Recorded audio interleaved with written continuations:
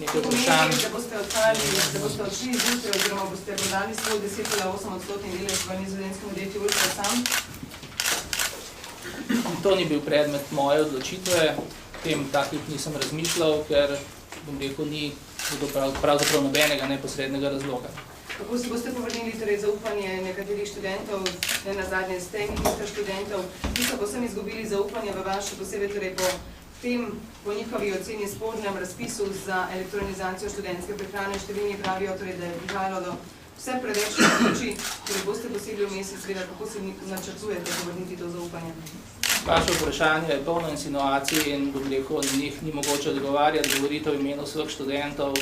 Jaz poznam za drugačne stališča študentov, po tej konkretni zadevi pa nisem nikoli govoril z nikomer, vanjo nisem na noben način vključen.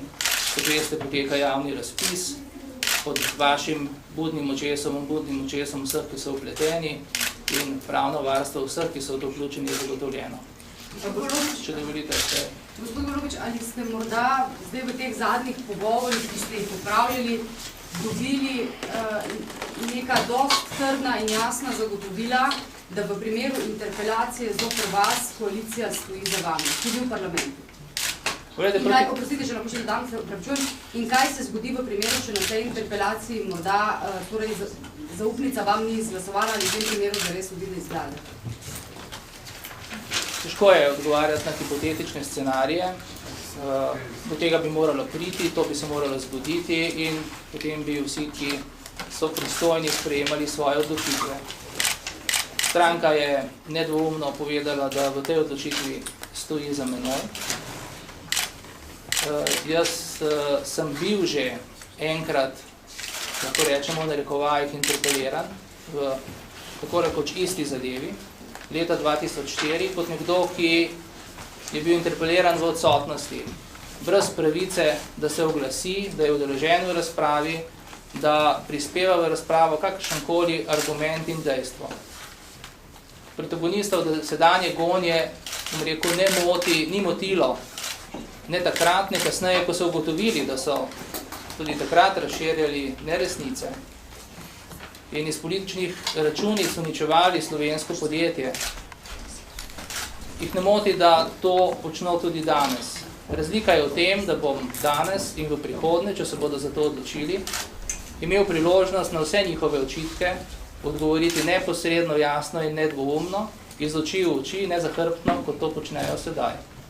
Tako da pred tem nijem nobenega strahu, mislim, da bi bilo zelo koristno, zato da se lahko sliši celota te afere, resnica njenih protagonistov, motivi, ki so jih za to vodili in vseh, ki so pri tem asistirali. Zagotovila morda? Ne, pogledajte, tu ni bilo nobene trgovine, jaz se nisem pogovarjal z nikomer drugim kot z predsednico in predsednikoma koalicijskih strank. V takšnem primeru odločajo poslanke in poslanci po svoji vesti. Jaz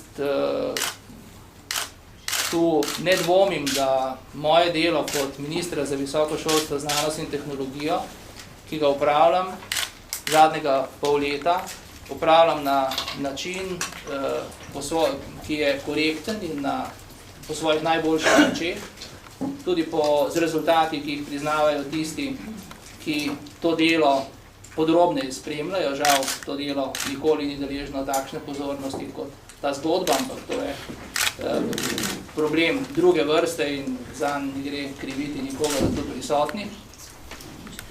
In v tem smislu bo ta razprava lahko vsebinsko prispevala tudi k temu, da se o tem bolj javno spregovori. Samo še to ste mogoče s predsednikom vlade se tudi pogovorila, torej on sprejme vašo odločitev takšna, kot je zdaj. Pravno ima predsednik vlade še vedno možnost, da recimo predlaga vašo razrešitev in bi to bila recimo lahko nek preizkus zaupanja v vas, recimo na mesto interpelacije. Pričakujete, da bo recimo predsednik vlade zdaj sprejel vašo odločitev takšna, kot je, ali morda predlagal razrešitev? Po kratkem bo dal izjavo sam, zdi se mi nekorektno, da bi govoril v njegovem imenu, imela sva vrsto razgovorov in če bi moja odločitev in razmišljanje o njej bilo pospremljeno z nasprotnim mnenjem, se verjetno ne bi odločil tako, ampak dobili boste izjavo od njega neposredno.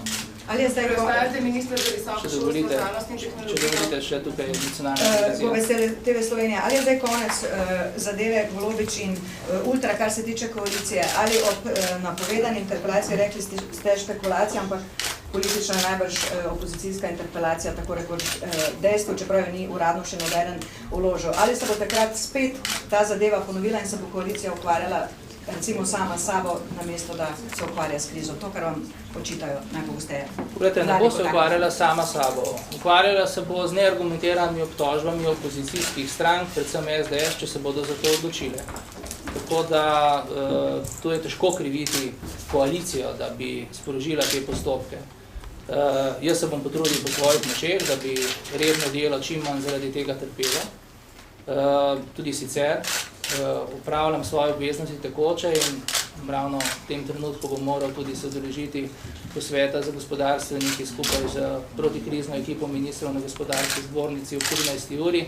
Tako da se vam zahvaljujem danes za vaše vprašanja, pozornost in v nadaljevanju bo priložnosti veliko za dvosmerno komunikacijo. Hvala lepa vam. Zato še na kratko